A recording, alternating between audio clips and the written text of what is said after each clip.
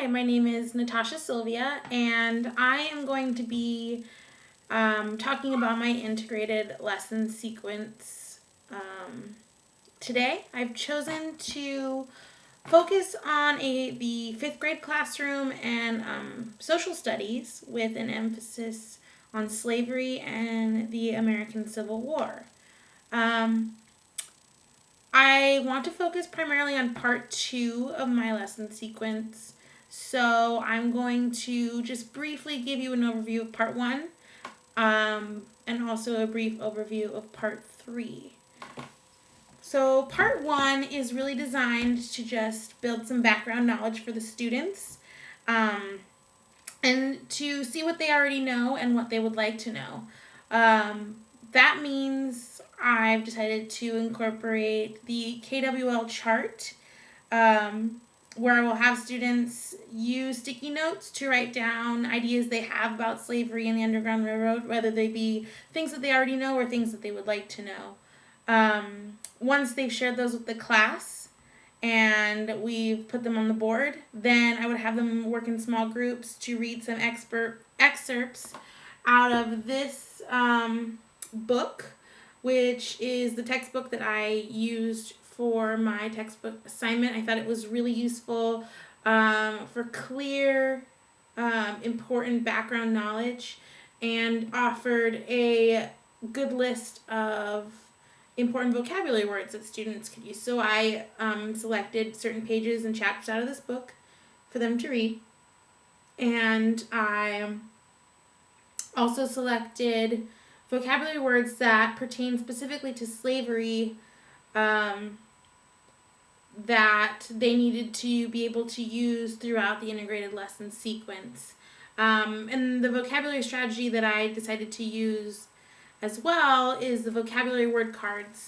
I created a very simple template for them to use. It's 4 parts, and it has a box in the top corner for writing the word with correct spelling.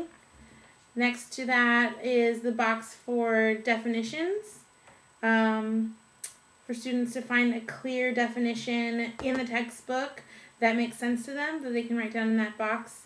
The third box down here is for students to do a drawing or a sketch that would help them remember the word. And then the last box is for them to be able to make a personal connection to the word that they feel will be helpful to have them create a bigger picture of what the word actually means to them. So they would do all of that with this textbook, and then we would come together as a group to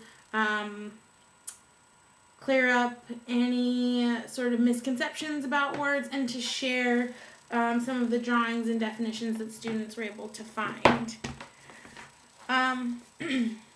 Part 2 is my favorite part of the lesson sequence because we get to use this really fantastic book by Patricia Polacco called January Sparrow. And I don't know if you can see it. There it is. It's a fantastic fiction book based on the true story of the Crosswhite family and their escape north from a Kentucky plantation. So it's really, really great. And I decided to use the directed reading thinking activity as part of a whole group read aloud of the book. So I've chosen specific stopping points throughout the book that you would use to kind of guide prediction and get students to really think about some of the emotional and physical hardships that the family had to go through in the book, and to kind of generate some ideas for a writing assignment that they will complete later. So January Sparrow, I'd probably start with the first page, or I would start with the cover here. It's got a really interesting title, some really beautiful illustrations, and I'll just ask questions like, who do you think January is, or what do you think January is? What do you think the book is about, just from looking at the cover, the title page, or the cover of the book, and what makes you think so? The book also features a very interesting prologue that is 1 page long with some more really fantastic pictures. This is where we first hear the voice of the narrator, who we are not sure the narrator is at this point. So we would ask, who do they think the narrator is? How do you think the narrator feels about white people? Because there's some really fantastic imagery and language, and the book uses a really unique dialect that students may not have encountered before, and be kind of fun to dissect that a little bit. The next stopping point would be at about page 16, where at this point in the story, January, we discover who January is. We discover he's tried to escape the plantation, and he is made an example of in front of the Crosswhite family and the rest of the plantation. So I know that it's kind of hard to see, but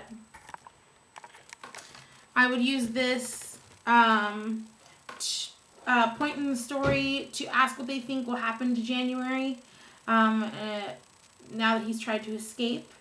I would ask them to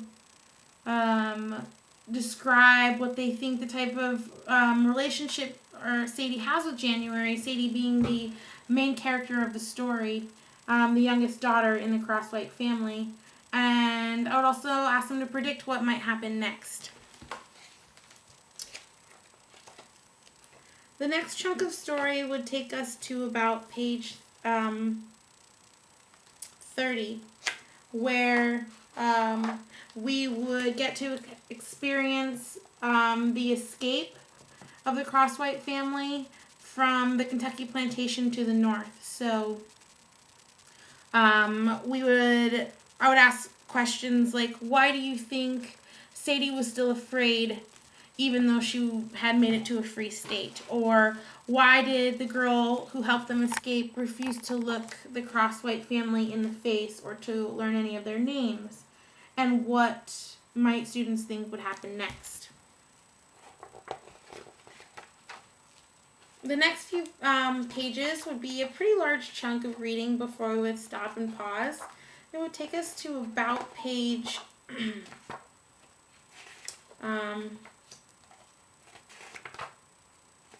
about page 64.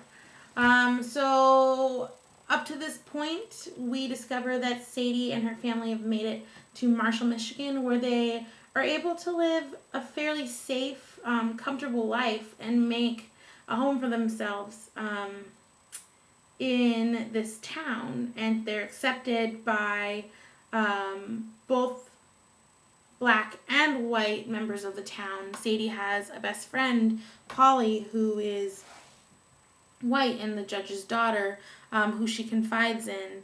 And I would ask questions like, how does the town of Marshall help the Crosswhite family feel safe? How do you feel about Sadie sharing so much of her past with Polly, and what might come next for the Crosswhite family? The next stopping point would be roughly at about page 78,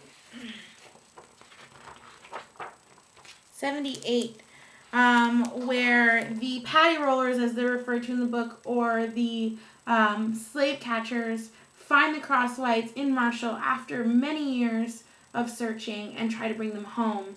And here we see the townspeople standing up for the family and trying to protect them. So I would ask questions like, why do the townspeople want to help protect the Crosswhite family, and what do they do to help protect them? And do you think that the patty rollers have a right to take the Crosswhites back to Kentucky? The next portion of the book, we see the return of January. We find out what happened to him and how he escaped. And we find out what happened to the Crosswhite family and how they were able to escape to Canada till the end of the war and return to Marshall to live comfortably for the rest of their lives. So the book ends with Sadie as an old woman finally letting her sparrow go and reminiscing on her life. I decided to have the final stopping point be the end of the book, so students can revisit their predictions from the beginning of the book on who they thought January would be, what its significance to the story is, why the story ended the way it did, and how their perceptions or predictions changed throughout the book. This is a really great way to kind of introduce students to that experience. The second part of part 2 then is to use a really fantastic website resource that I found on Scholastic.com, which is an Underground Railroad Escape from Slavery online activity, which I don't know if you can see it very well. I only have my iPad to show you on, and unfortunately I can't show you the actual simulation, but what is really great is it offers this fantastic teacher's guide that kind of walks you through lessons you can do and ways you can use this in the classroom. What it is a Underground Railroad simulation where students will walk through the experience of an escaped slave trying to make it to the North. And it has these fantastic pages, almost like a map, that students will work through with different icons that look like this, where they have opportunities to listen to runaway slave stories, to interact with the scene, to watch videos and see slideshows, and of course to participate in activities.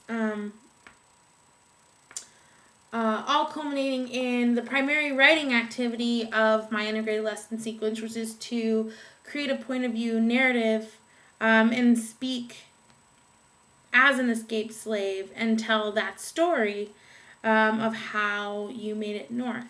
So that lesson is built in to the website. Students can type directly into the site and then print what they typed at the end to be able to turn it in and share with the class. So that's kind of where it would take next, where they would use the reading of January Sparrow and what they learned from the Underground Railroad experience to write their own story, their own personal narrative, in which they would turn into me at the end of the lesson. I would then have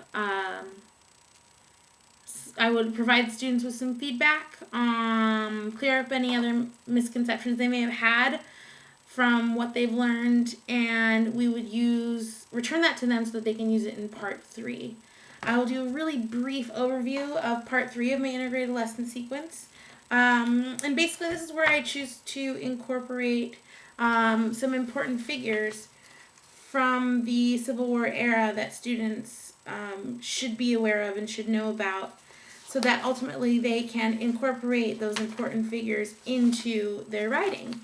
We would start off with this anticipation guide that I created with some guiding statements such as women don't make very good heroes, or every person, regardless of color, should be allowed to read and write.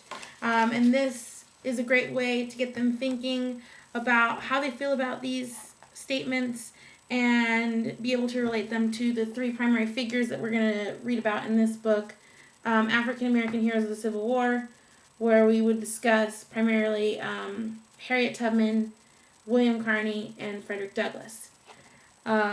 Students read excerpts from this book about these figures, and then they would use that information, take notes using double entry journals, and then revise their point of view narrative by adding a paragraph in which their character encounters one of the 3 important figures we discuss in class.